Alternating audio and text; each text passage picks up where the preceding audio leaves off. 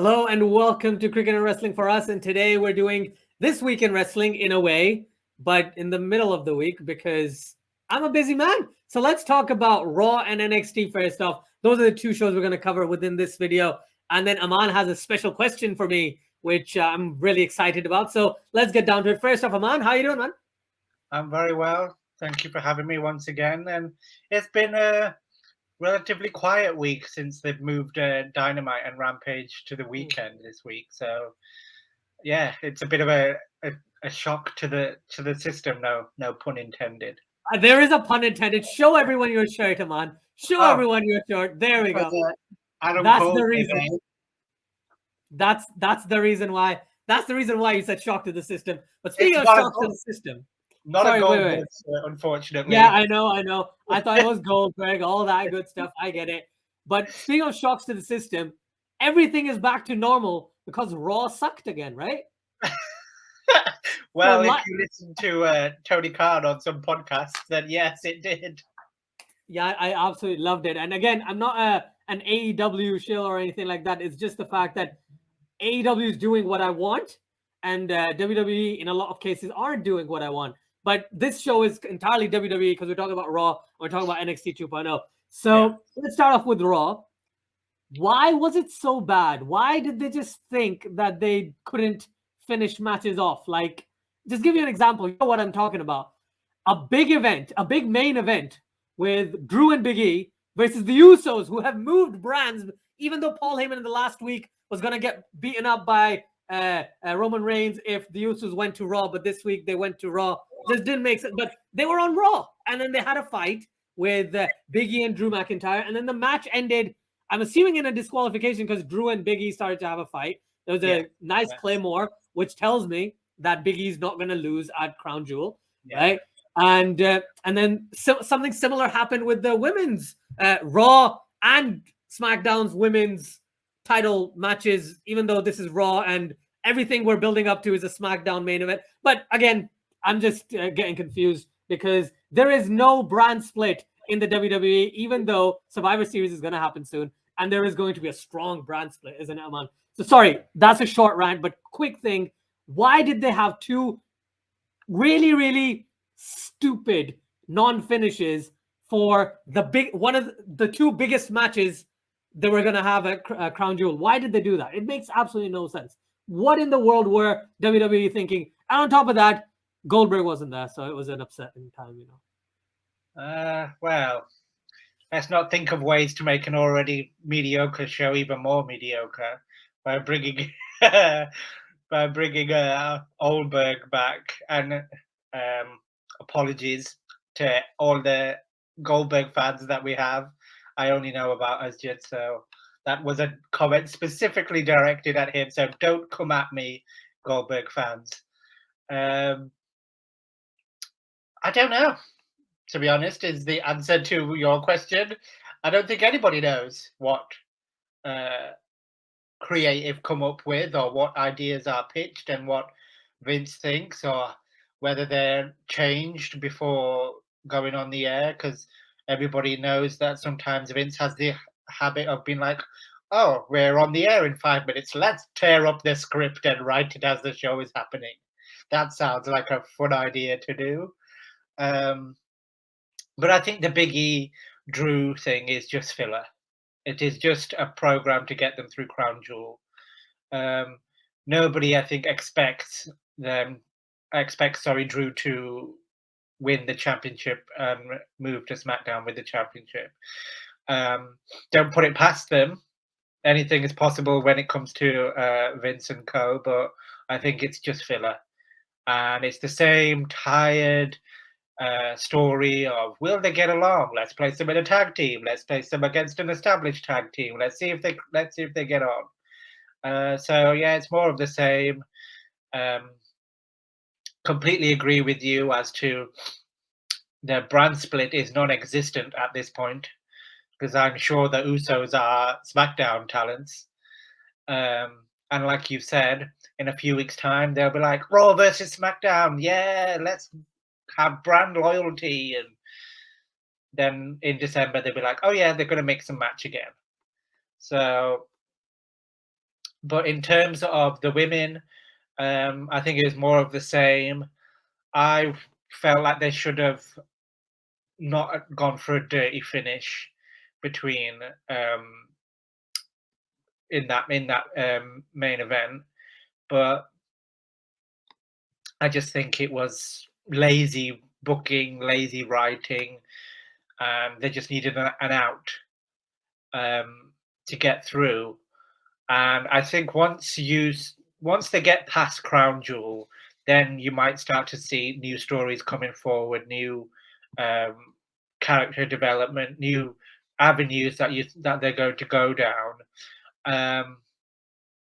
But yeah, we'll see where we are, where the landscape falls after Crown Jewel. And personally, for me, I think that in terms of Raw and SmackDown, I think the SmackDown matches for Crown Jewel are the most exciting for me. I don't really particularly have any excitement for any Raw matches that have been announced. Certainly not for Goldberg and Lashley. I think that will be my toilet break match when that's happening. So your hatred for Mr. Bill Goldberg is just really, really, it breaks my heart. But I understand where you're coming from, because however much I like the guy, dude should have retired after beating Dolph Ziggler whenever it was, right? Should not have come back. That's my point. That I think hatred is a strong word. I think I'm just apathetic towards him now. I think your career is done pretty much. You're in the Hall of Fame. What is there more that you can do without tarnishing your own legacy prior? And coming in and having 3-4 minute matches and not really making any superstars or getting them over, it just doesn't make any sense to me. I get it. And this is the funny thing. However much I will support Goldberg, the dude needs to lose in under 5 minutes to Bobby Lashley. I would love it if Bobby Lashley hit a spear, hit a jackhammer, and pinned Goldberg in like 3 minutes, right? Goldberg tries a spear, tries a jackhammer, breaks out, spear, jackhammer, thrashes Goldberg. Goldberg doesn't come back ever again, because it is tarnishing his legacy, because the dude was fantastic. And for that surprise you're going to ask me later on, it'll be something to do with Goldberg, my answer. So just be aware. Also, just one thing with regards to right, with regards to Raw, I just wanted to say one more thing. So you understand that Matt Riddle in the NXT was amazing. He was a draw, right? Why is he just the Joker? Like the potential they're wasting by just giving Riddle a Joker persona of a guy who can't beat anyone, right? This guy is the guy who can genuinely beat people up. He's an MMA fighter. I expected a lot more from him. And the way they've utilized him is just really disappointing. Even though, come on, man, AJ Styles, Randy Orton, and Riddle in the same kind of scene is great. Almost is just there because big tall dude. That's about it. But everyone else, they're just fantastic wrestlers. Now, is there anything you want to add about Raw? I just think further to your Riddle point.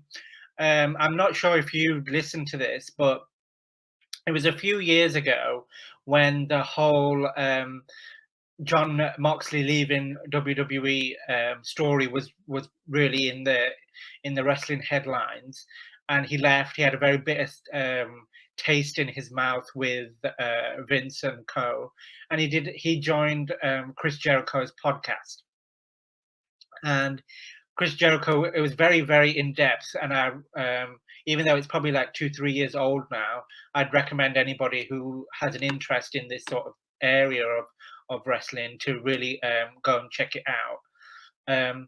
But Jericho basically asked him what led up to your departure from WWE, and amongst a variety of other issues that he had, he said, as soon as Vince and co found that I had some comic timing, that was a kiss of death to my career, because of the hokey stuff that they made him do on TV. I don't know if you can remember in his final few weeks on Raw where he was doing promos about gas him being injected with sort of stuff because he didn't like being around certain people and stuff like that. And he used to say that when this was pitched to me, I used to go to Vince and be like, what is this rubbish?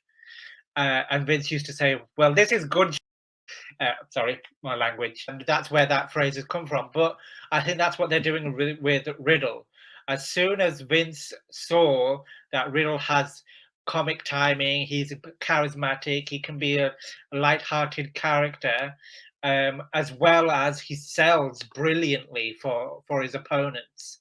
I think that's where they just positioned him, because Vince was probably getting a laugh backstage that look how well Matt is selling. But what they were doing in NXT is the perfect balance. He was comedic, he was charismatic, but when he needed to go and you annoyed him, he'd go and he'd kick your backside. So that was the balance. I think that Hunter struck really well, but I think Vince has just moved far too much to the comedic timing character type thing. Yeah, 100%. I just want to give you an example of a wrestler who is a comedic genius, in my opinion. But then when he has to go, he goes, which is Orange Cassidy. He does his entire stick. And then when he has to go, yes, he uses his arms, but he goes crazy, man. Yes, his moves aren't the most amazing things you see, but it's just, you can tell he's like, he wants to punch you. He wants to beat the living daylights out of you now. So yeah, definitely, I completely understand that. Let's move on to WWE NXT 2.0, the new show, the bright lights, all that good stuff. Thank God Tommaso Ciampa beat that guy, the guy who just sits in the ring and talks about stuff, millennial stuff, I guess. I don't know what he does, but I usually fast forward through his promos. So I'm glad Tommaso Ciampa won. Barring that, I think you mentioned something about, Drew McIntyre and Big E being filler.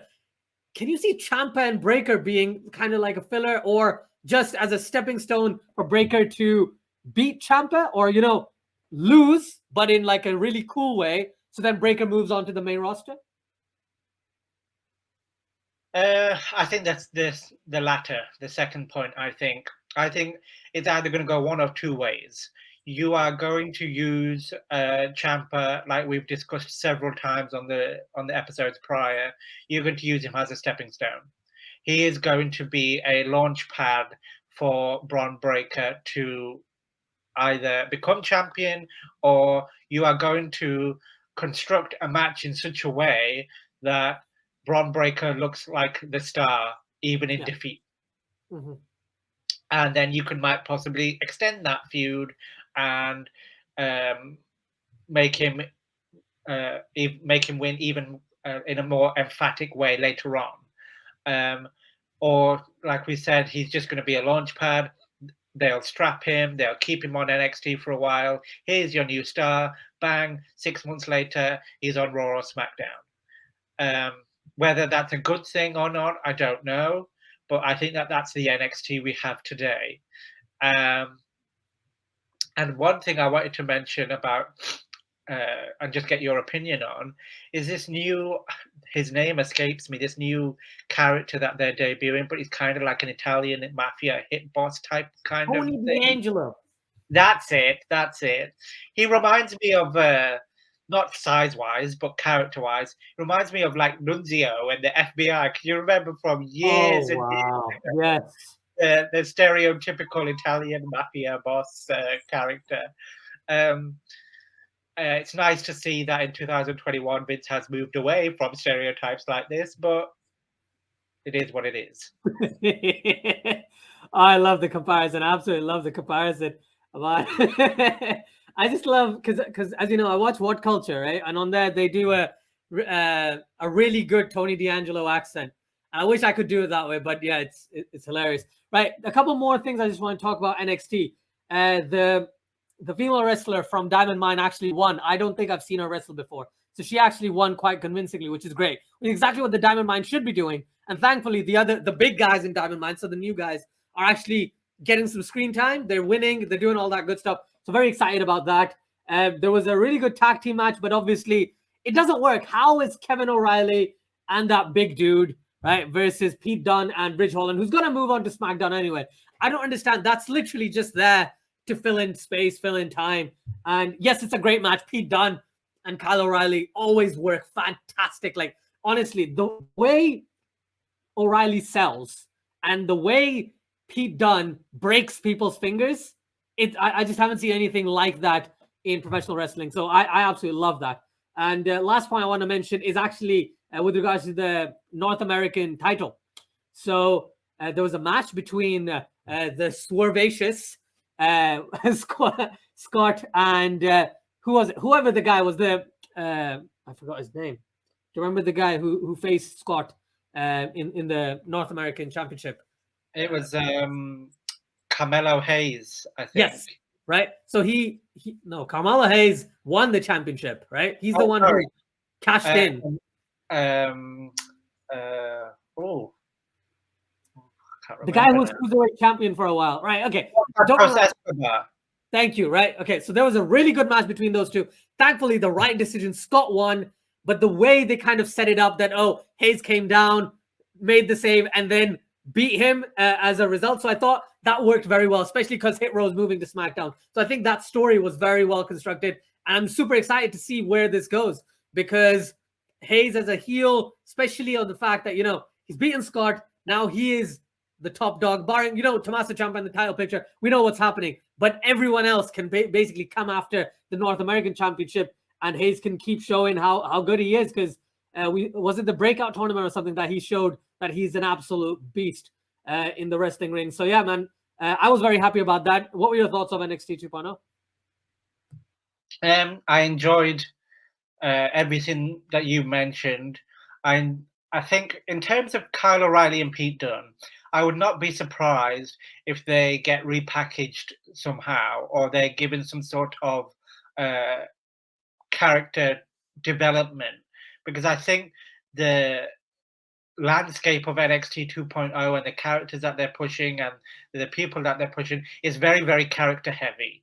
It's not pure wrestling based characters, which I think Kyle O'Reilly and Pete Dunne, two of the best wrestlers of this generation so far, but they're pure wrestlers. That's what their character is that they're wrestlers. So I don't know if they kind of fit in this new incarnation of NXT, and I think the same can be said for Tommaso Ciampa as well. I'm not sure where they fit in, and I'm not sure what is happening with this Kyle O'Reilly, Wagner versus Pete Dunne and Ridge Holland thing. It's just filler. It seems like they're just having tag team matches every week now. But I've got to say, I'm pleasantly surprised with what they're doing with Diamond Mine. I think that has been the most consistent thing that they have done throughout them debuting on the NXT prior to the revamp and then carrying through to the revamp as well. I think they've really pushed Roderick Strong to the center and to the forefront of that faction. They've built like MMA, jiu-jitsu inspired faction around him, which I think is really, really good. We'll just have to wait and see where that goes. But so far, I think it's been very good with what they're doing. The Carmelo Hayes thing I thought was good. I think that's, again, more exposure to him, more development, more time to him on screen. I think it was the right thing for them to do because of Hit Row moving on to SmackDown.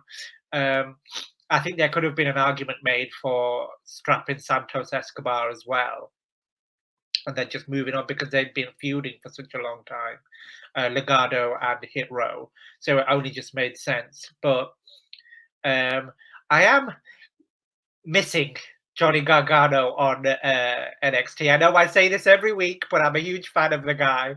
I think he's so multi-talented. Any character that you give him, he can make a success.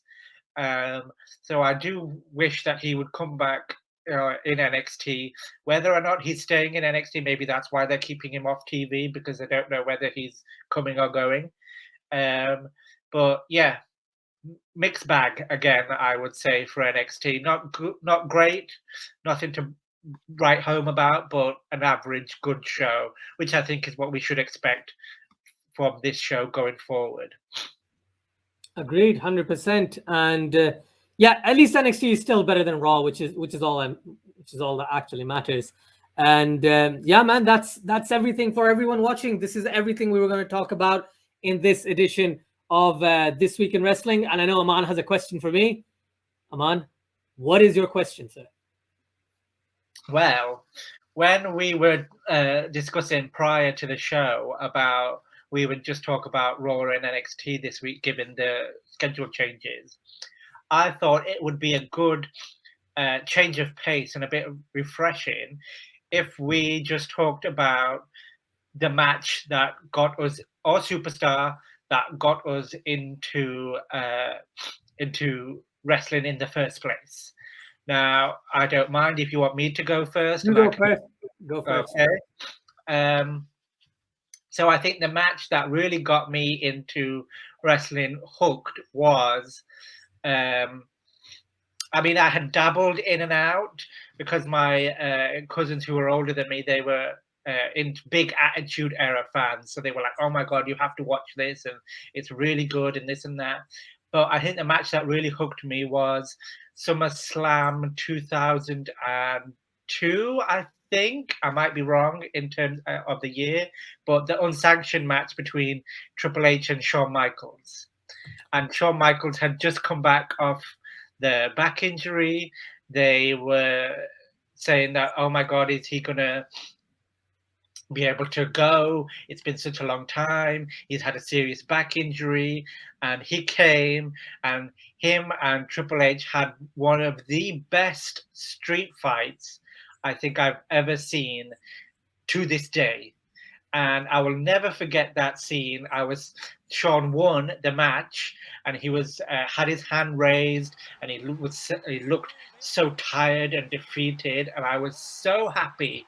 I remember being in Newcastle watching this with my cousins, and it was like 4 or 5 o'clock in the morning, and I was just jumping up and down that he won, and then Triple H hit him in the back with the sledgehammer. And I just felt so deflated and just was like, oh my God, Triple H, you horrible person. And then to watch Shawn get stretchered out on the stretcher, it was just one of the best matches, one of the best storytelling, and it just hooked me, and I've never stopped watching wrestling since.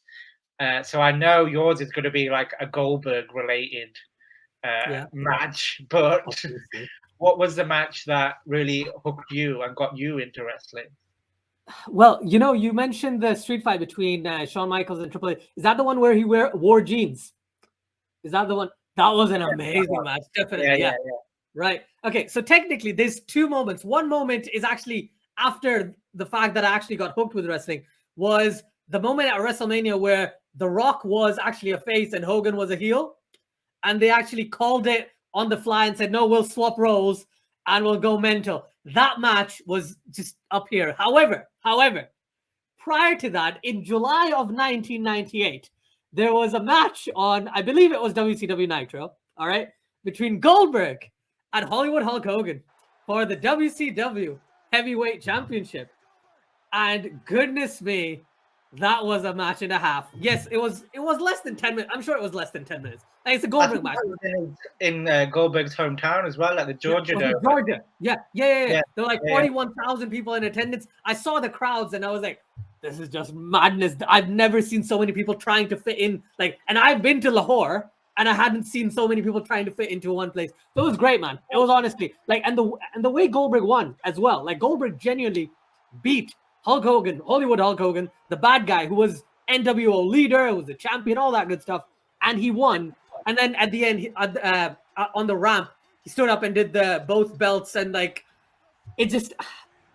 was that moment is where I was like, yeah, okay, wrestling's awesome. Yes, after that, I went away from wrestling and then came back after about 10, 11 years break. But the story that they told in Goldberg, because I think he had to face every NWO member, and he kept getting beat down, and they really got you invested in that character. And I think that WCW, Goldberg was the only star I think that they built from ground up, and he became a major star. Every other person, I think, they didn't do either a good job or they were ready-made WWE talent that came over.